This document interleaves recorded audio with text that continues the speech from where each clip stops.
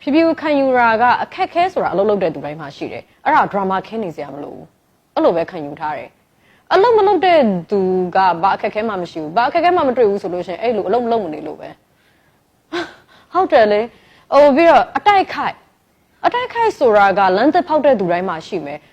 အလုံးကိုသူများနဲ့မတူအောင်အသက်ဖန်တီးလောက်ကင်တဲ့သူတိုင်းမှာအတိုက်ခိုက်ဆိုတာရှိတယ်အတိုက်ခိုက်မခံရသေးဘူးဆိုရင်မအောင်မြင်သေးဘူးလို့သာမှတ်ထားလိုက်ဘာမှမရောက်ဘယ်နေရာမှမရောက်သေးဘူးဆိုတဲ့သဘောအတိုက်ခိုက်ခံရပြီဆိုတော့မှကိုလောက်တာတစ်ခုခုတော့အရာထင်နေပြီဆိုတဲ့သဘောကိုတက်ရောက်တယ်ငါအတိုက်ခိုက်မခံရသေးဘူးဆိုလို့ရှိရင်အဲ့ဒီသူဘာမှမဟုတ်သေးဘူးပဲ